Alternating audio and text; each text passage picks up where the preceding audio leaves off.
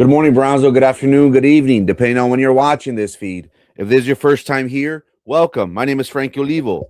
Our program focuses on the very important issues that are affecting our local community. We have shed light on injustices and we have allowed for our platform, this mic, to be that of the voice of the people.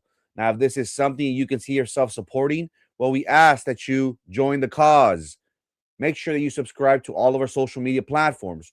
Currently, right now, this live program is being streamed on X, formerly known as Twitter, and on Facebook. We could be found under Frankie Olivo. Make sure you follow our personal page on Face. We could be found under Olivo Frankie. But more importantly, if you haven't already, create a Gmail account, go to YouTube, like, follow, and subscribe to our channel titled Frankie Olivo TV. It's free. Remember, I will never ask you for money. I will never ask you for food. All I ask in my community is something very simple. Make sure that you like, follow, and subscribe to all of our social media content. That is a way for us to help me continue with this that we do. I am forever grateful to each and every one of you for the time and attention that you provide us. Thank you so much for that to my people. Remember, here at Good Morning Brownsville, we will continue to talk about what's most important in our everyday lives. We'll cover the hot topics, things that don't like to be discussed. I truly believe in the power of information. If we are a community that is up to date and well informed, we can make better decisions in regards to elections. We just showed you, and we are proud to say that we as a community rejected a BISD proposition that would eventually increase property taxes.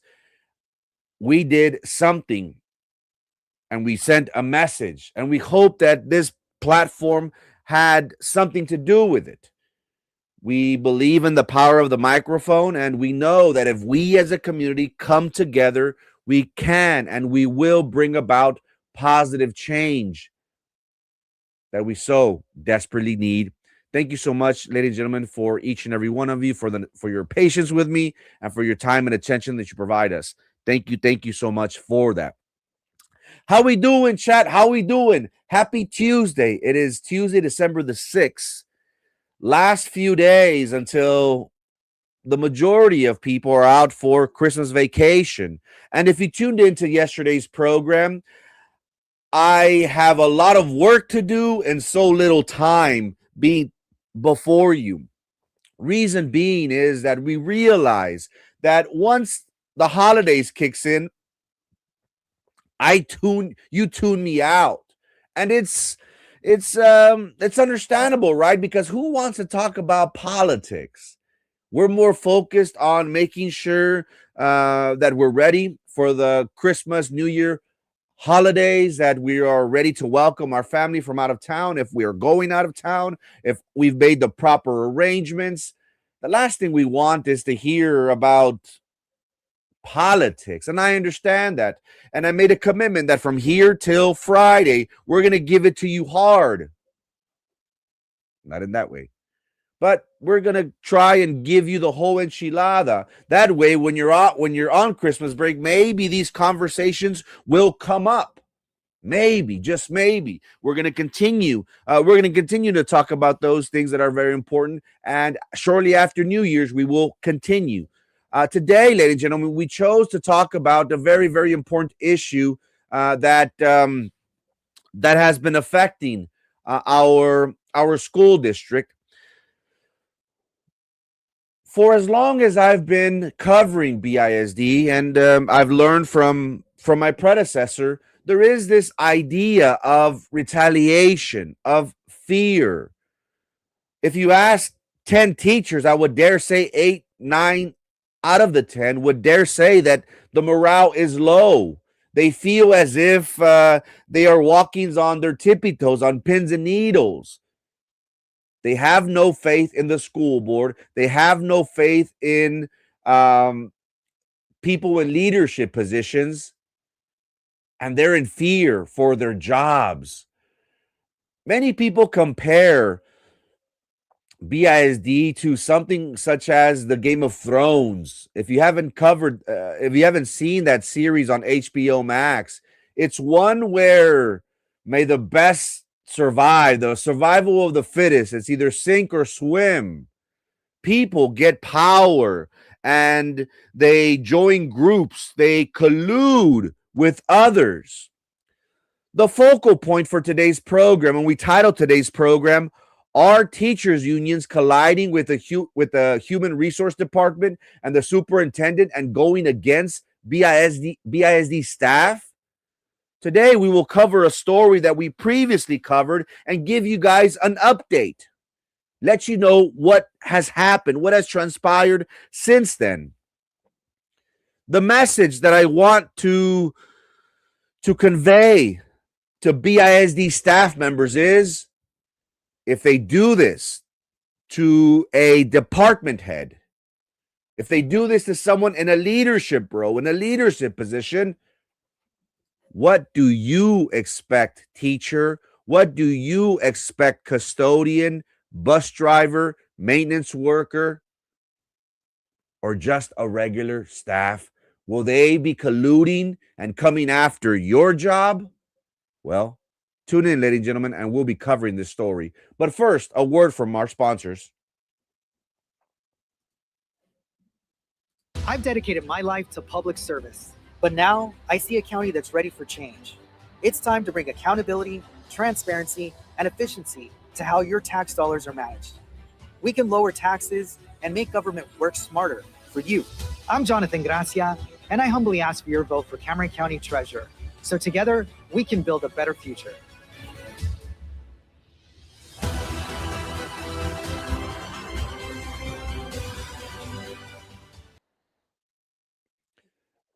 When we talk about BISD, ladies and gentlemen, there is this idea that people use their position to intimidate, to cause fear.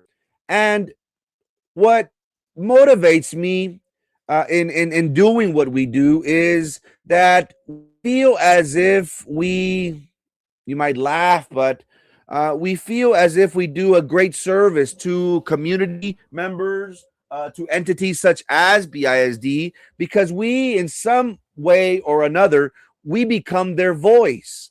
This microphone transcends, makes waves. Our focal point is always to give you the good, the bad, and the ugly. We try to give you both sides of each and every story. I, in no way, shape, or form, want to convince people. That's not my job. My job essentially is to give you, the constituents, the information, and then whatever you decide to do with it, that's totally up to you. But everything that we talk about is corroborated. We do have receipts.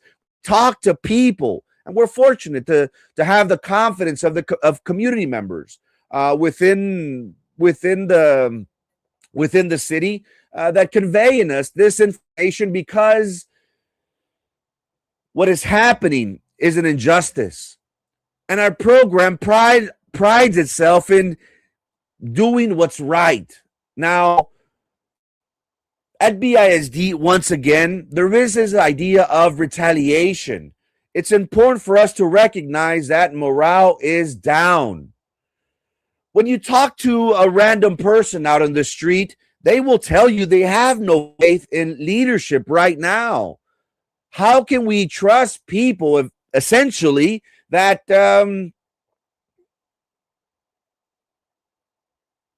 voted, that encouraged, that were in support of raising your taxes? Now, for today's program, we're going to focus on the HR department and the superintendent, two of the most powerful positions within BISD. One, as a superintendent, is the CEO, the general manager, one that oversees and manages the district as a whole. It is a very, very difficult position. And once again, we don't like to criticize people just for the sake of being negative. We covered a story last week that talked about BISD teachers. And if you've been following our program, we think very highly of the teachers. I myself, I went to school thinking I was going to become a teacher slash coach. That was the only thing I wanted to do. Life has its plans and, took me somewhere else. But I understand the role and responsibilities that teachers have. And maybe this promising profession 20 years ago is not so promising now. The responsibilities of teachers and staff has grown throughout the years. You know what I'm talking about. It has become a job that feels overwhelming. You have been given more responsibilities, staff members. The kids today, the youth, are out of control. There is no respect anymore. And when we talk about the superintendent, it is a role that, as a general manager overseeing 40 plus campuses, 35,000 students, 5,000 staff members, give or take, it's difficult. BISD is a monster. We understand, and we don't want to seem extra critical because this role is very difficult. Many people have criticized the superintendent for having a salary bigger than the leader of the free world of this great nation. The role that a superintendent plays is vital, is important, but is the superintendent allowing for staff members to be retaliated against? That is a big no-no, right? I think the common person would agree and state that there is a problem within BISD. Going back to the teachers, last week we talked about the stipend, the holiday stipend that was proposed.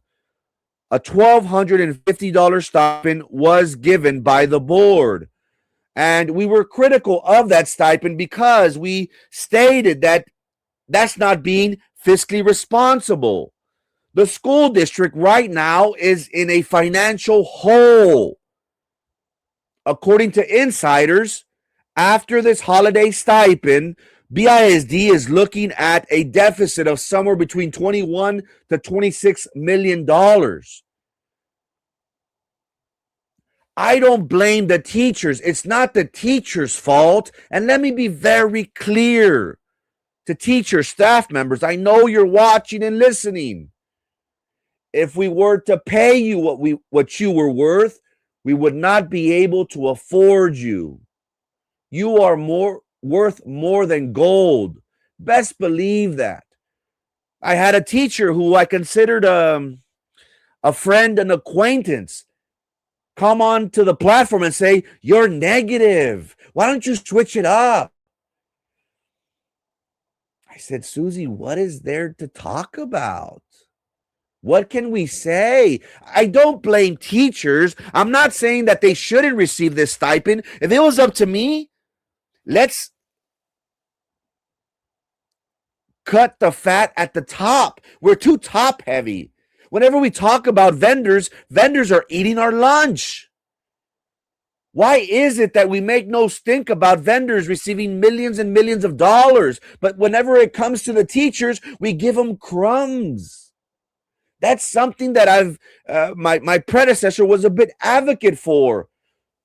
Say no to crumbs. We want the whole pie. But what happens? Teachers forget, and just because they get a $900 after taxes stipend, they say, "Oh, they care about us. The board is listening to us."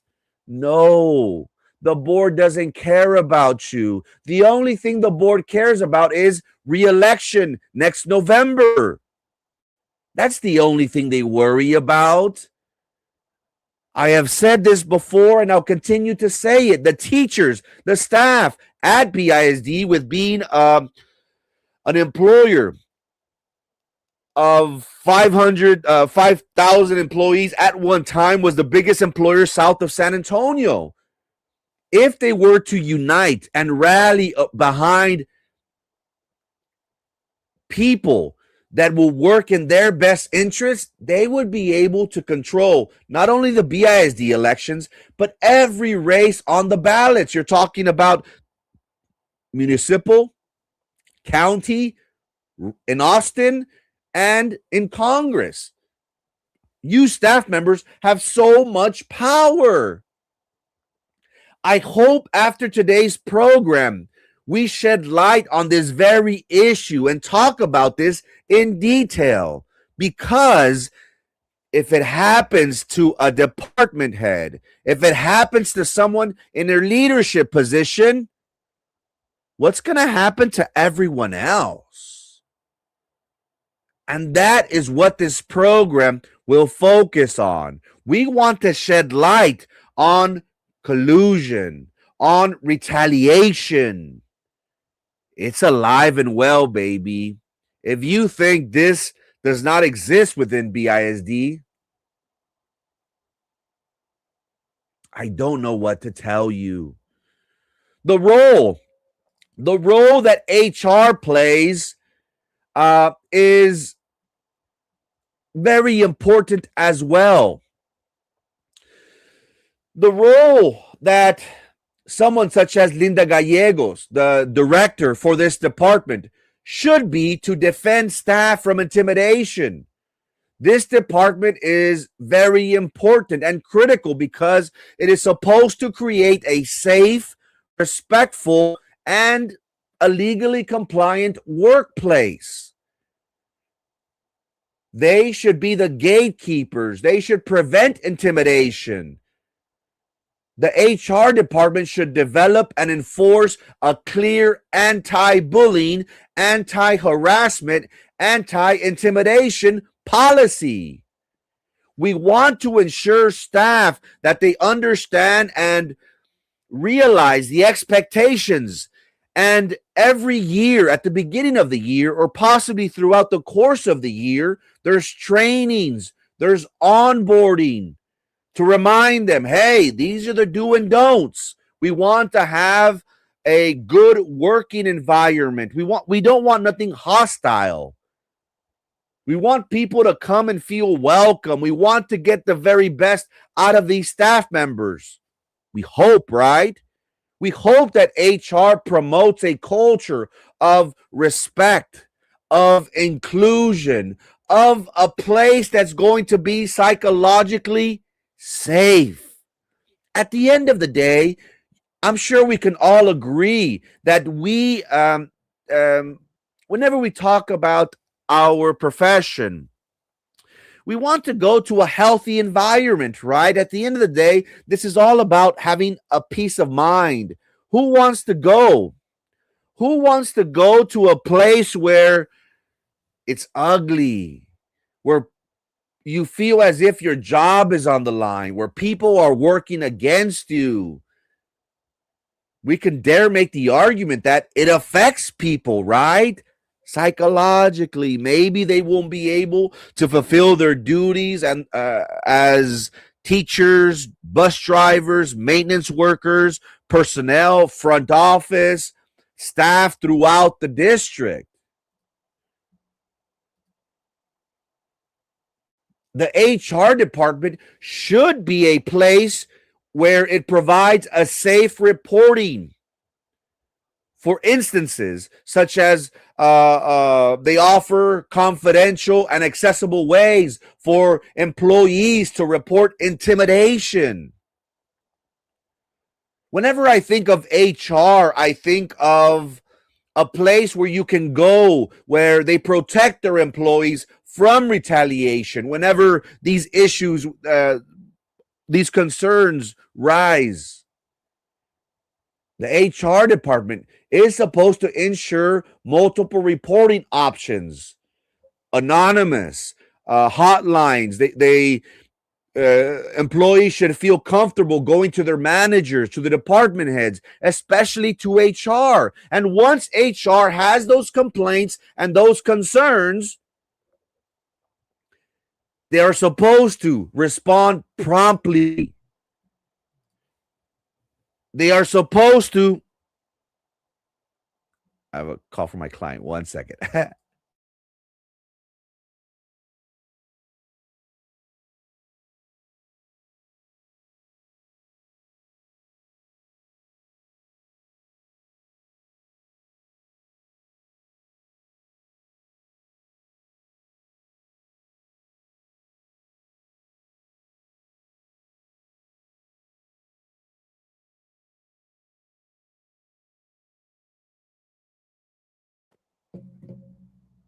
Where was I?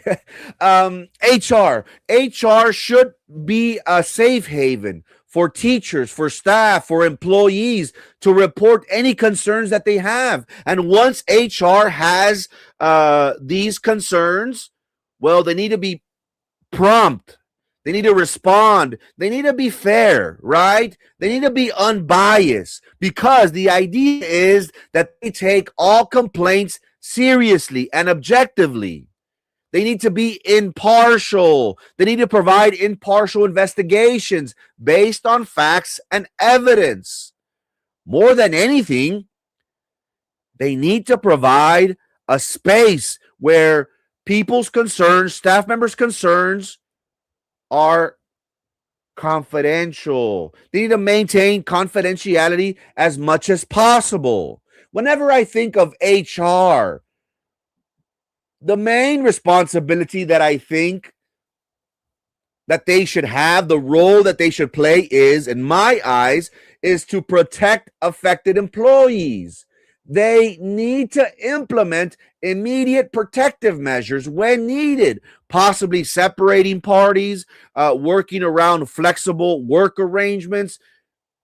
They solve problems. They want to fix the issue. They want to offer support resources, maybe counseling, maybe employment assistance programs. Maybe they need to monitor a situation to prevent further intimidation.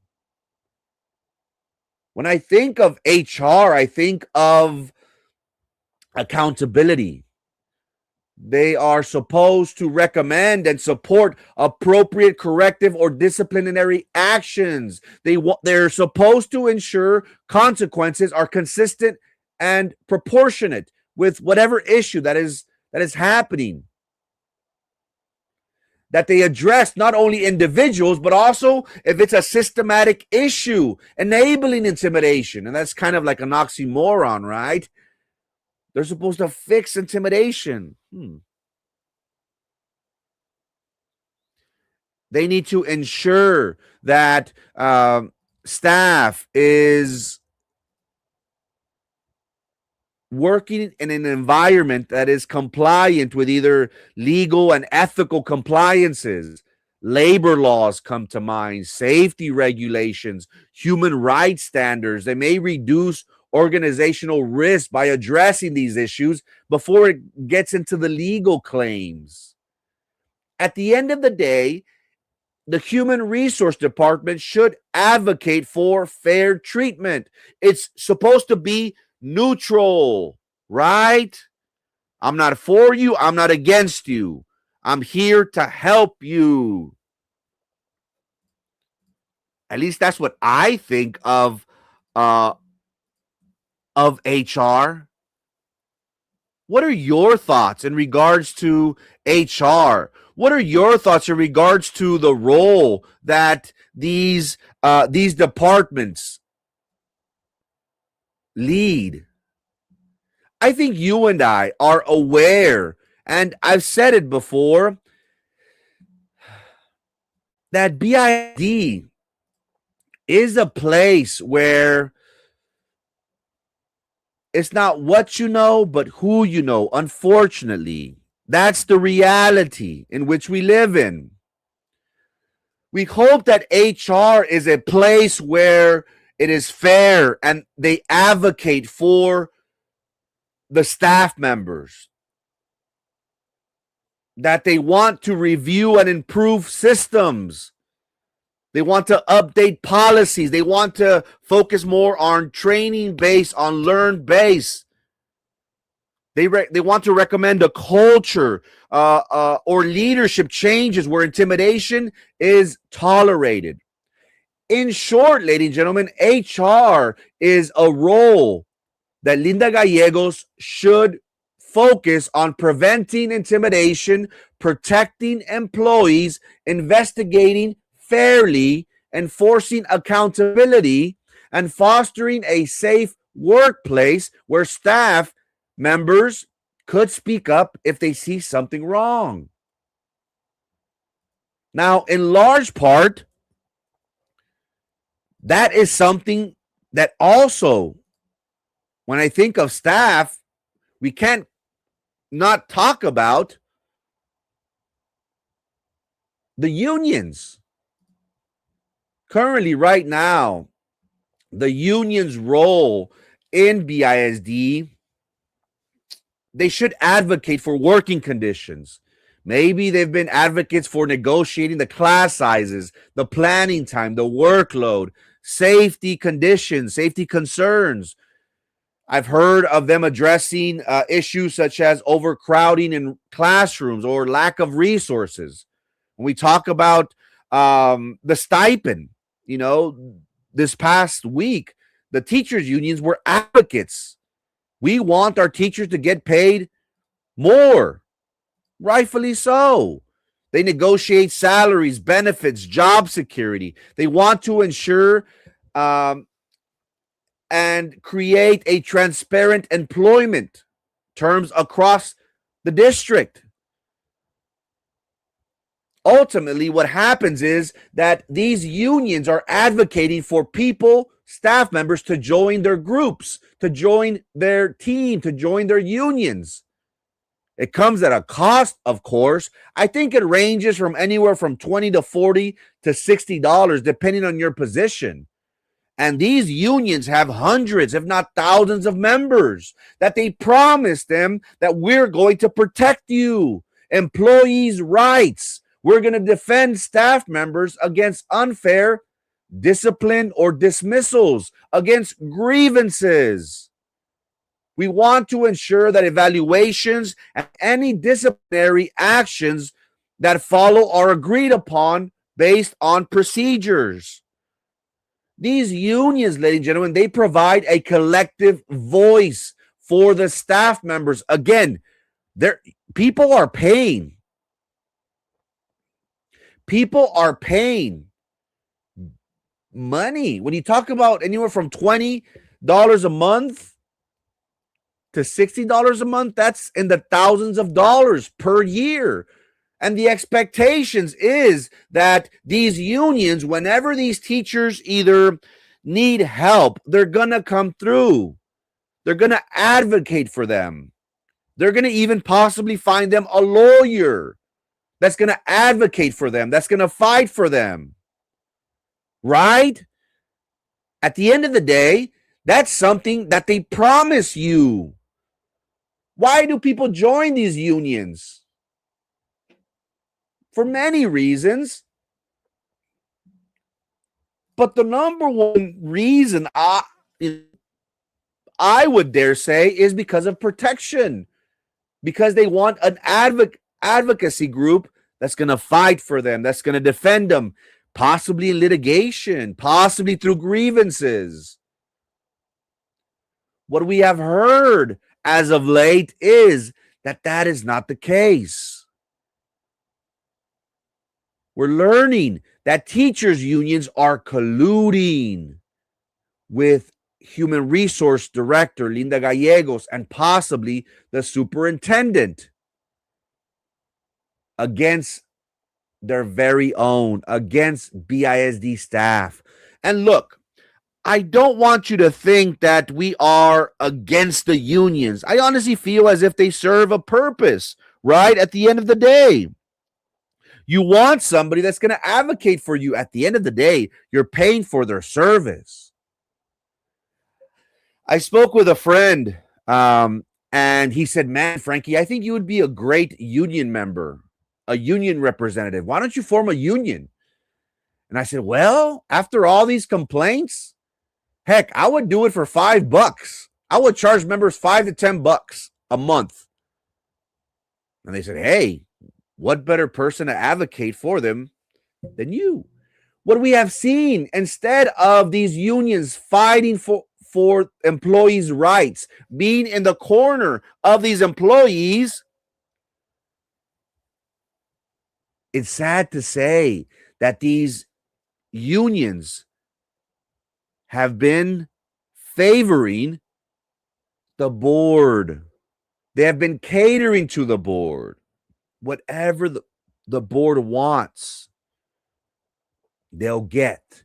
We understand that there is a fine line that the board and unions walk. As a board member, you want to be in the good graces of these unions because at the end of the day, you promised them the world. You promised them the moon and the stars, right? For their vote. And they have certain expectations of you. And you, as a union member, if you do not get what you were promised, I hope that you realize that maybe it's best not to vote for that person whenever they ask you once again.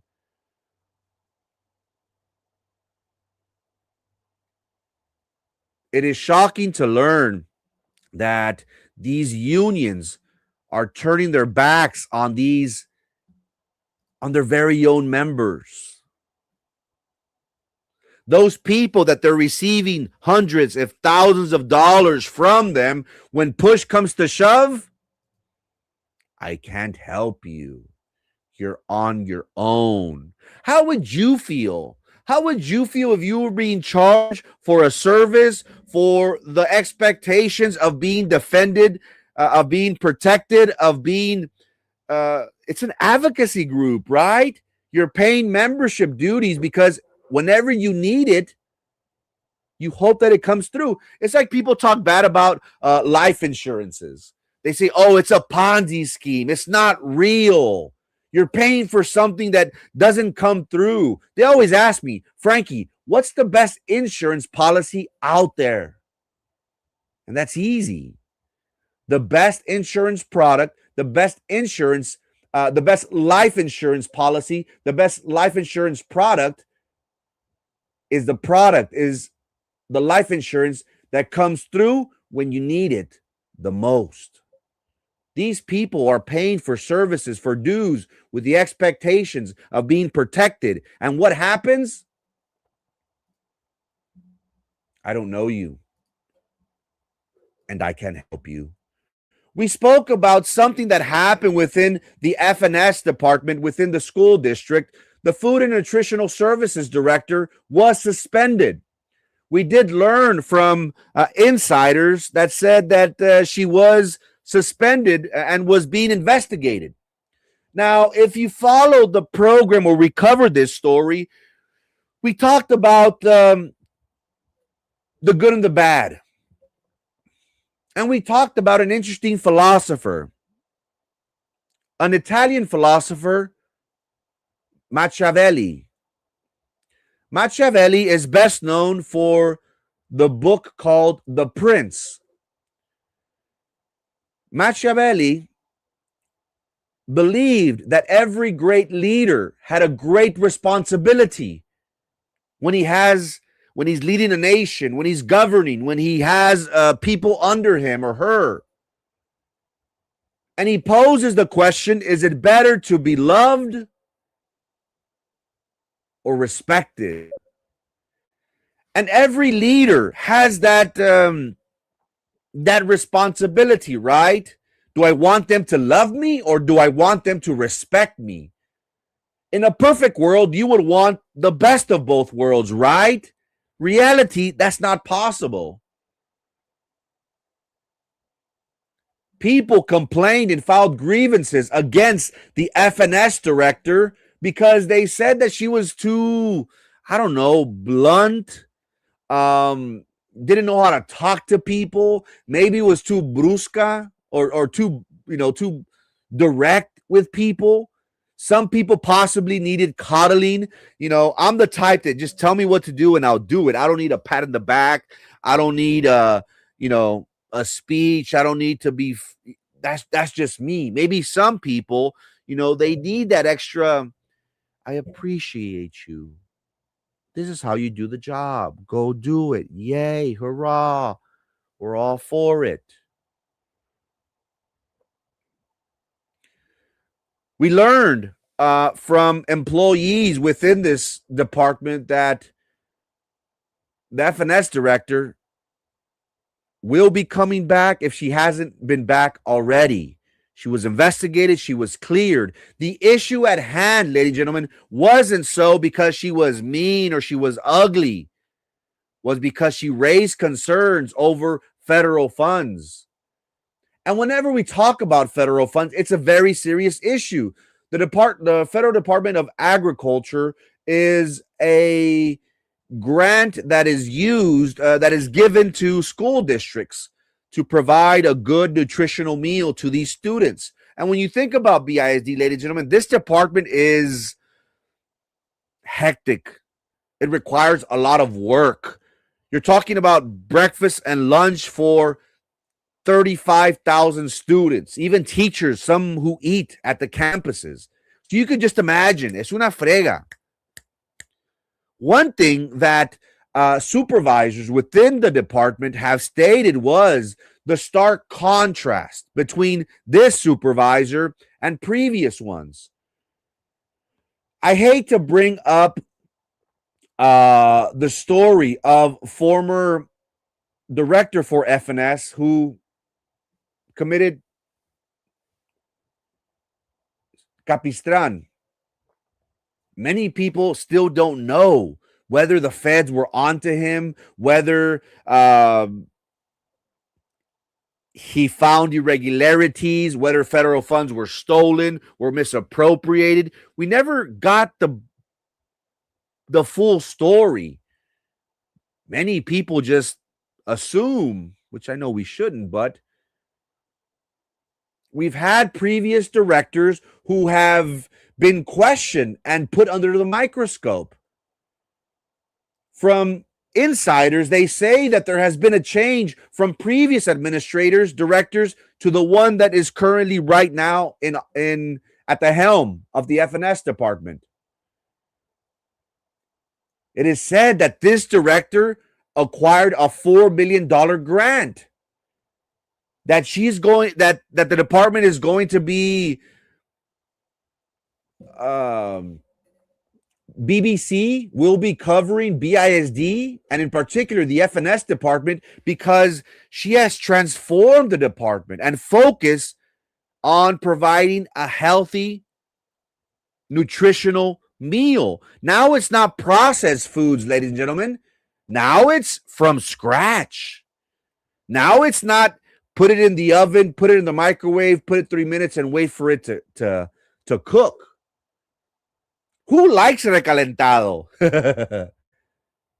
Only turkey, right? For after Thanksgiving. Could it be that people within the department were upset that now they have to work? Because now you have to actually make the food. You don't receive it already made. People within the department have stated that there are some that didn't like that. They didn't like the work. But at the end of the day, they're feeding our children.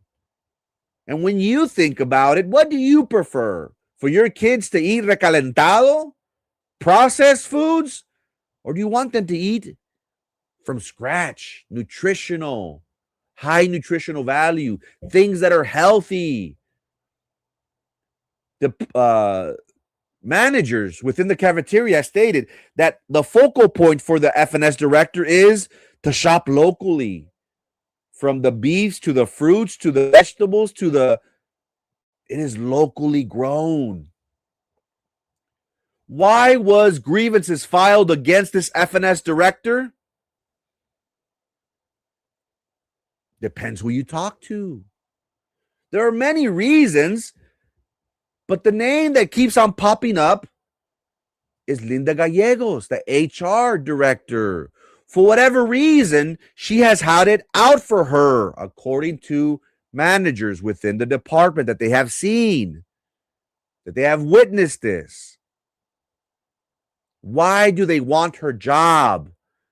Could it be that board members have asked the department for certain things? Maybe. Could it be that Linda Gallegos herself has asked the department head for certain things?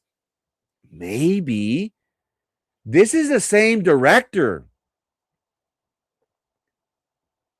This is the same director that we covered a story. Eddie Garcia, the former BISD board member, went to her and said, hire my Sancha. She said, I can't do that. Maybe it could be that they have been wanting to retaliate against her. Maybe, I don't know.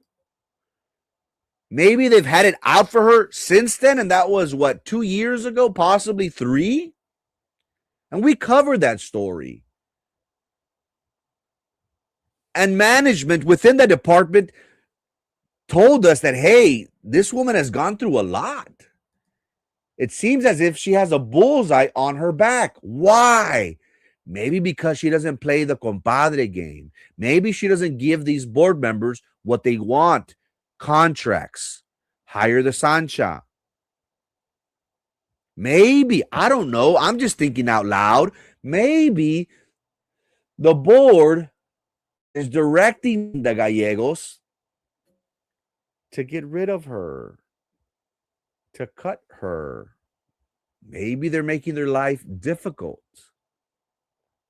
But the story doesn't end there, my people. This is where it gets interesting. And this is why you tuned in. We're talking about teachers union colluding with the HR department, with the superintendent against its staff. We learned that members within the cafeteria were questioned by a teachers union that was encouraging, that was wanting the FNS director's own staff to file grievances against her. They were looking for people. We need grievances. Talk bad about her. We need her out. Why? Now, I'm not sure if the FNS director is a member of this teachers union. If she was paying her dues, maybe she stopped at one time. I don't know. Maybe she was a member of another union. But what I'm hearing from cafeteria managers was that they were questioned by this organization during work hours, out of all things, wanting them to write something bad about her. Now, those same managers, they didn't feel comfortable with this. They said, I can't lie. What do you mean? You want me to talk bad about her? But look at the great things that she's done. She brought this this department. I think I learned that the program, the budget is anywhere from $20 to $40 million in that range. And she acquired a grant of $4 million.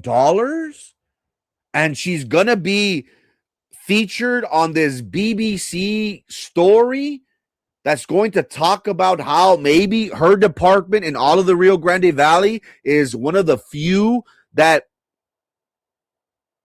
provides meals from scratch. That cafeteria manager said, I can't do that in good conscience because everything that you want me to say, that's not what I know about her. Do we have a problem where teachers' unions are actively working with the HR department? I hope not. I hope that I'm wrong in covering this story. I hope my sources are wrong.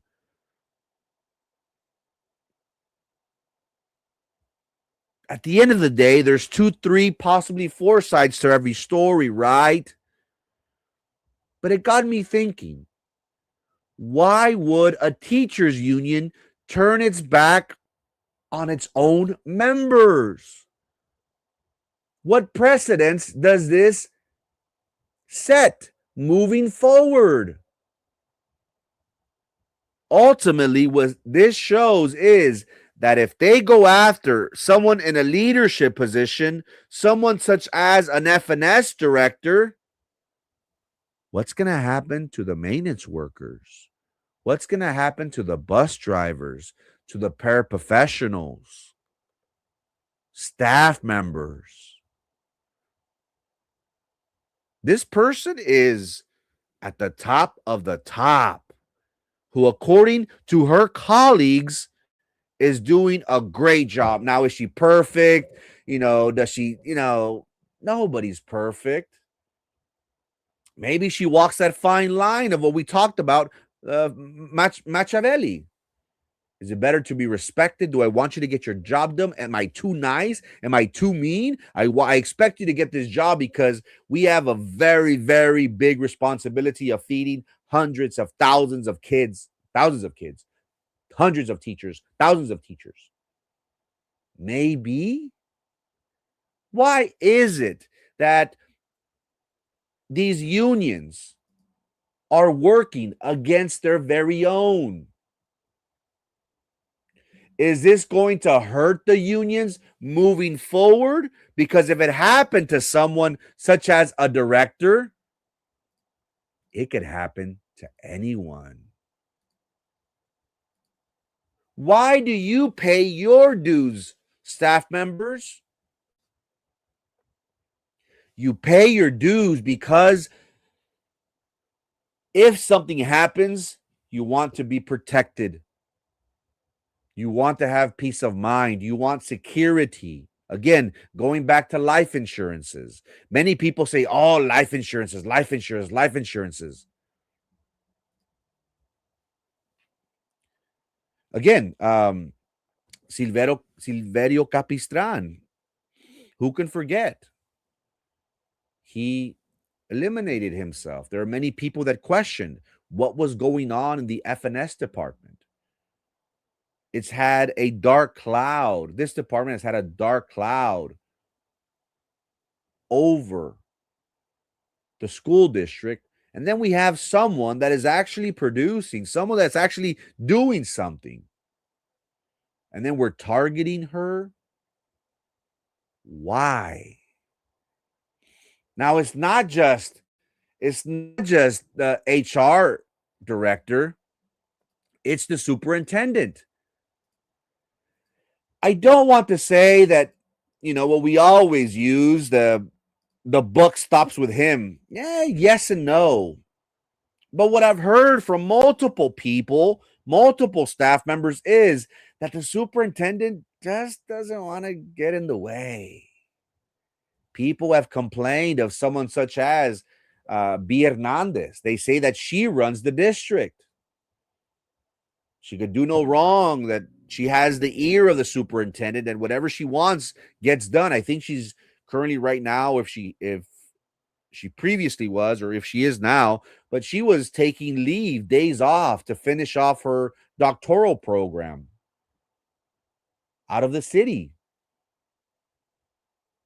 And you were questioning, well, can I do that too? Can I further my professional career by getting a higher education and not being held against me for my job?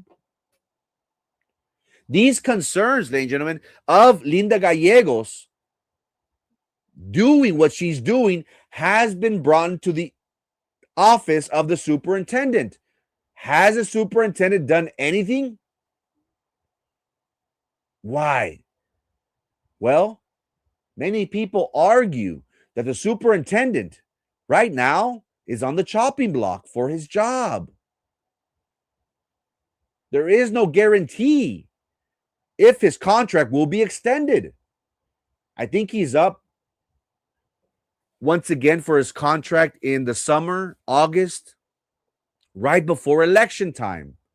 We anticipate if a new board comes in, they're going to get rid of him. He has not shown leadership qualities needed for this district to be successful. And a key example is this one. We're talking about an HR director, Linda Gallegos, possibly the second most powerful job under the attorneys, under the super, that is colluding with teachers' unions to try and oust a department leader who has, according to many of her colleagues, done a great job. Again, no one is perfect, right? We understand that. And it's difficult because running running a district such as BISD and providing meals to thousands of kids is stressful, is a tough job. But why? My question is, why are they colluding with the unions? I thought that the unions are supposed to back their members. I thought that HR was supposed to advocate for their employees.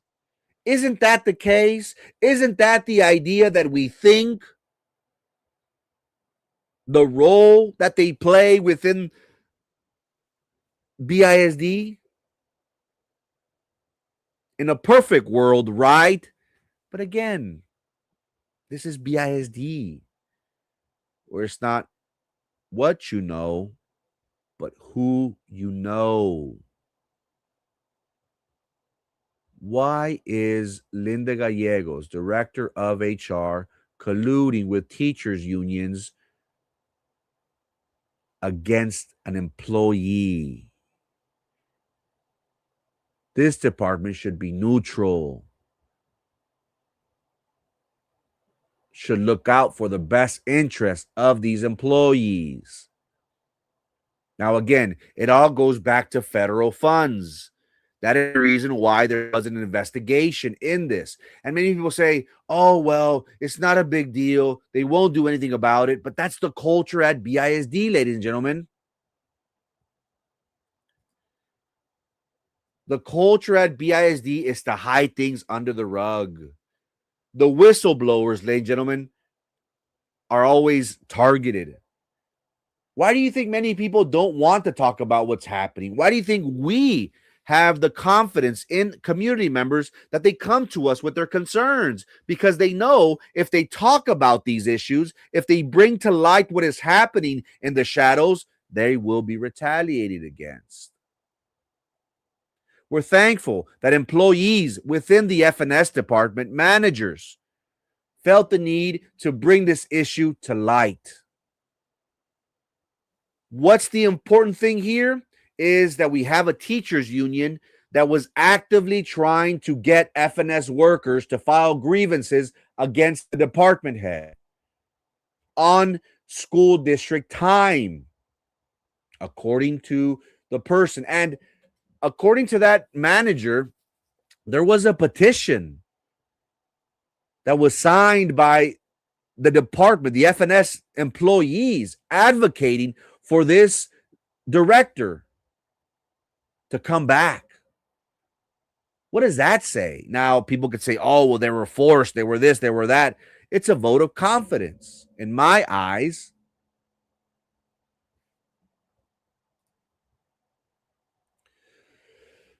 There is no question that retaliation runs rampant within the school district. You have heard, possibly know of someone, or we talk about, you listen to it here on our platform, on our program, of these issues happening. It's no secret. Survival of the fittest. A Game of Thrones is an analogy I like to use for what is BISD. That's one thing.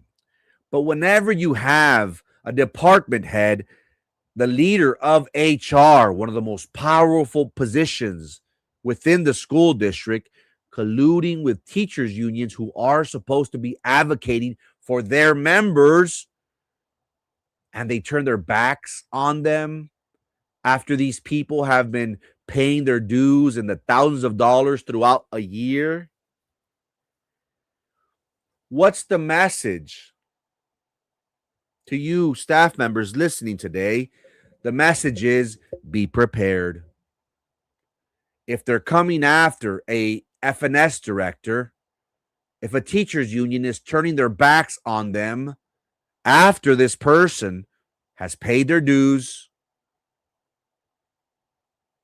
has been in compliance with everything that they've asked, with the expectations of them protecting the director, guiding the director through this grievances process, but they turn their back on them. What's the message to you, bus driver, paraprofessional, custodian, staff member within the district, they're coming after you. Principals, assistant principals, be weary.